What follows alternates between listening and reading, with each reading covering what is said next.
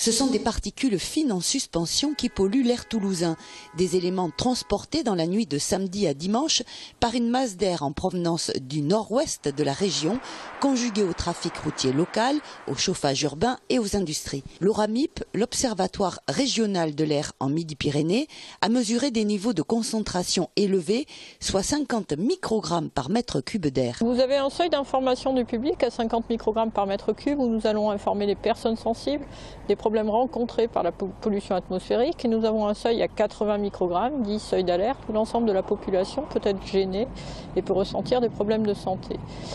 Nous avons un seuil d'alerte qui peut être déclenché au bout de 3 jours à 50 microgrammes par mètre cube, car effectivement, au bout de 3 jours, nous pouvons ressentir des gênes. Sans être alarmant, le seuil d'information du public est maintenu jusqu'à demain mardi, car l'air devrait être plus respirable au fur et à mesure de la journée. Selon l'Organisation mondiale de la santé, les particules fines qui viennent s'incruster dans nos poumons sont responsables de 42 000 morts prématurées en France chaque année. C'est 10 fois le nombre de tués en 2011 sur les routes dans notre pays. Les personnes les plus à risque sont les personnes qui ont des antécédents respiratoires allergiques. On peut citer plus particulièrement les patients asthmatiques, les patients qui ont des pathologies respiratoires chroniques, donc les insuffisants respiratoires chroniques, qui risquent donc de présenter des épisodes de décompensation respiratoire au cours de ces pics de pollution.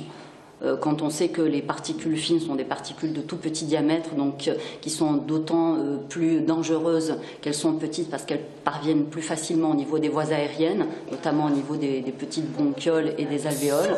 Et là, le risque inflammatoire est majeur. Pour nos patients, en général, on préconise de minimiser les sorties, donc l'exposition à ces particules, de disposer de moyens de protection sous forme de masque, de surtout bien veiller à suivre son traitement de fond habituel. Pour réduire la pollution, l'ORAMIP insiste sur les bons comportements à adopter, réduire la vitesse de son véhicule, pratiquer le covoiturage ou encore utiliser les transports en commun autant que possible.